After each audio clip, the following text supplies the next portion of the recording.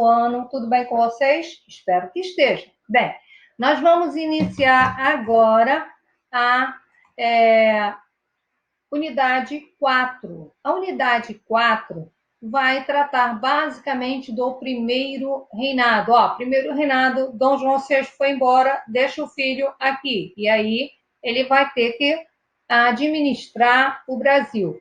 Bem, desde que Dom João VI foi embora, muitos revolucionários já começavam a lutar pela independência do Brasil em relação a Portugal. Mas, na realidade, o que nós vamos ver é que a independência acabou sendo feita realmente por homens do poder, no caso, o nosso imperador, um príncipe português, tá? Nós vimos que, quando ele proclama a independência do Brasil, grande parte do Brasil, ou de regiões, províncias brasileiras, não aceitaram bem essa notícia, porque eram dominados por tropas portuguesas que se recusavam, porque a independência do Brasil significava uma perda econômica para Portugal, e os portugueses estavam visando exatamente isso. Por isso, nós vamos verificar que em algumas regiões do Nordeste, no Piauí, por exemplo, vai acontecer um levante contra o imperador. E aí o imperador não tem outra alternativa a não ser simplesmente contratar tropas inglesas para lutar contra os revolucionários.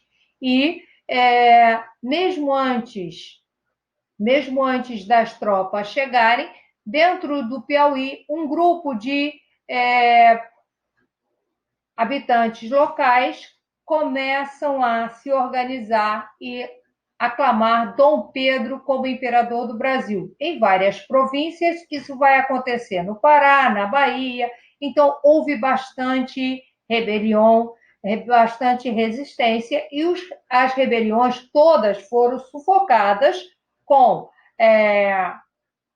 muita violência pelo imperador, que contratou tropas inglesas. Isto quer dizer, dinheiro saindo dos impostos. Isso vai gerar ainda mais revolta, porque cobrança de imposto sempre deixa a população, muito chateada.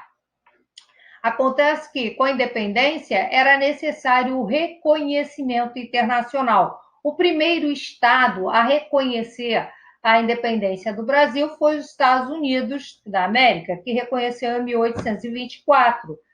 Portugal, que tinha que reconhecer, a independência do Brasil, se negou a fazê-lo. Por quê? Parou e pensou, o preju, e para que Dom João VI reconhecesse a independência do Brasil em relação a Portugal, foi exigida uma soma de 2 milhões de libras esterlinas, que era justamente quanto Portugal devia à Inglaterra, tá? E aí, Dom Pedro não teve outra alternativa. Para ter o reconhecimento, foi obrigado a pagar esse valor. Só que o Brasil não tinha esse dinheiro. Por conta disso, Dom Pedro pega esse dinheiro emprestado com a Inglaterra para pagar a dívida de Portugal e volta para a Inglaterra. Viram que os ingleses se deram bem. Outra exigência da Inglaterra para o reconhecimento é a renovação do Tratado de Comércio e Navegação por mais 15 anos. Aquele tratado que os produtos ingleses pagam muito menos taxas alfandegárias, até que os produtos portugueses e de outras nações vejam que os ingleses estão a fim de se dar bem o tempo inteiro.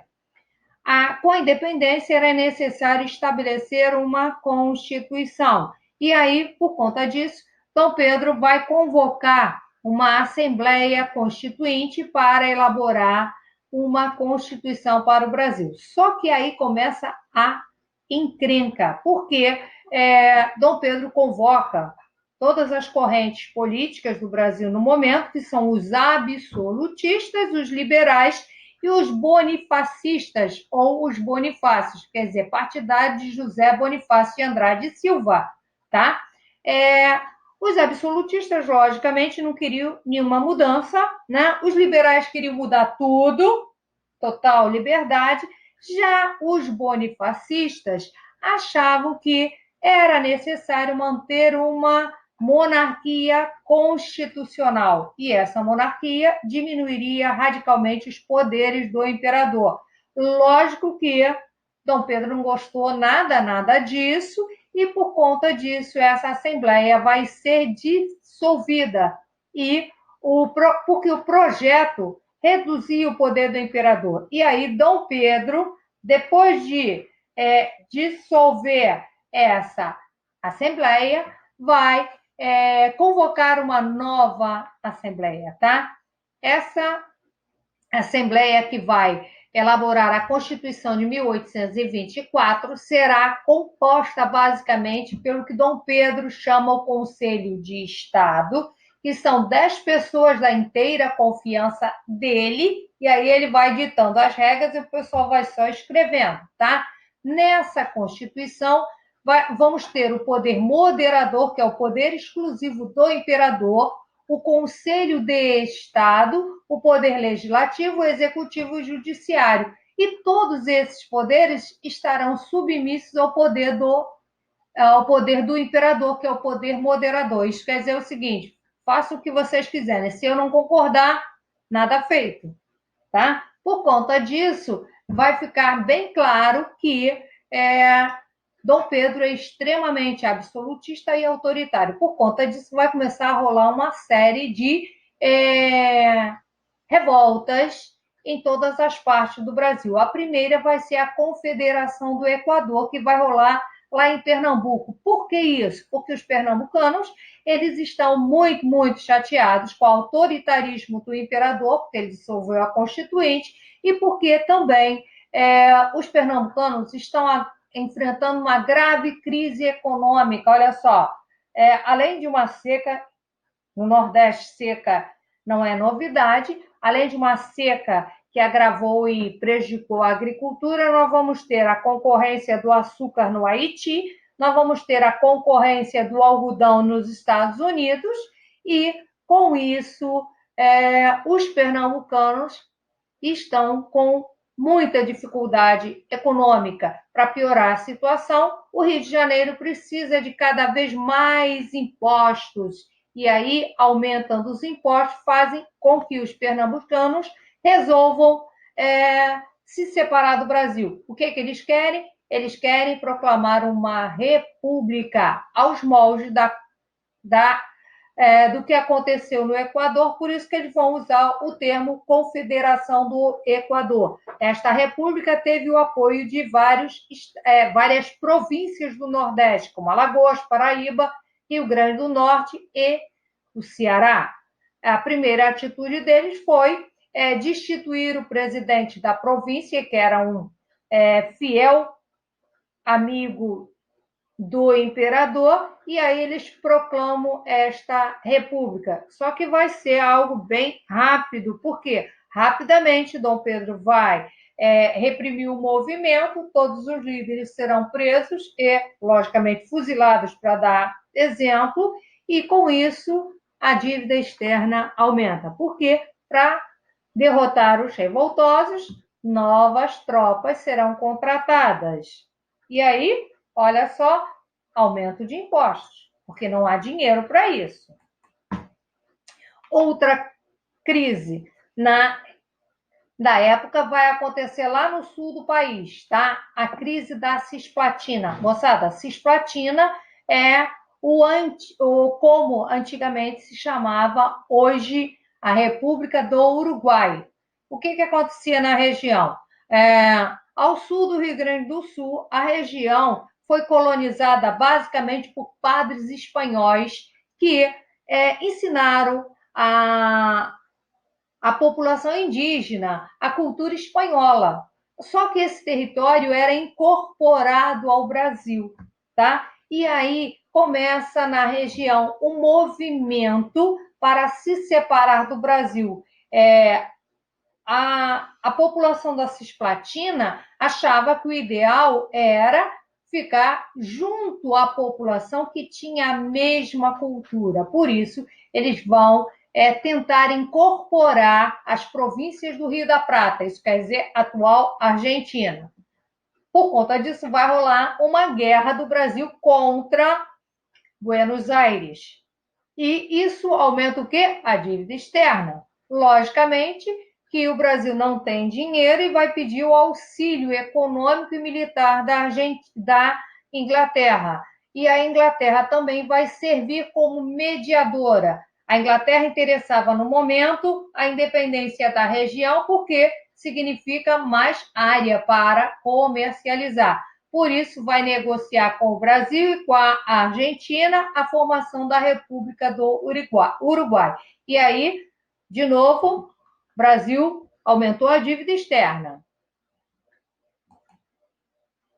Por conta disso, a sociedade brasileira estava muito, muito insatisfeita com Dom Pedro. A popularidade dele estava muito, muito ruim. E para piorar a situação, em Portugal morreu Dom João VI. E aí a coisa ficou esquisita, porque Dom Pedro I do Brasil seria Dom Pedro IV de Portugal. E aí os brasileiros não queriam de maneira nenhuma que, de novo, o Brasil fosse unido a Portugal. Para tentar resolver a questão, Dom Pedro decidiu enviar para Portugal a sua primogênita, Dona Maria da Glória, que seria a nova rainha. E, por conta disso, ele vai organizar com o seu irmão Dom Miguel e Dona Carlota Joaquina, mãe de Dom Pedro, o casamento da filha com Dom Miguel. Seria um acordo de Estado. Só que, assim que a princesa chega a Portugal, imediatamente ela será aprisionada e enviada para o Brasil de volta e Dom Miguel toma o trono português. De novo, Dom Pedro vai ter que convocar tropas inglesas, mais dinheiro para lutar pelo trono português para sua filha. Então, de novo, os brasileiros vão pagar a conta. Isso vai fazer com que os brasileiros fiquem cada vez mais irritados contra o imperador. E aí começa no Brasil um movimento liderado por um carinha chamado Lívero Badaró, tá? Que era um jornalista que toda quinzena descia lenha no Império. E, acidentalmente ou misteriosamente, o jornalista foi assassinado. Dizem, mas ninguém prova, a população acusa o imperador. Ele jurou que não, mas por conta disso, a situação do imperador torna-se insustentável. Ele tenta de todas as maneiras melhorar a sua imagem perante o povo brasileiro, mas isso só piora ao ponto de acontecer um grande confronto que vai ser a Noite das Garrafadas, onde rolou um barraco federal no centro da cidade do Rio de Janeiro.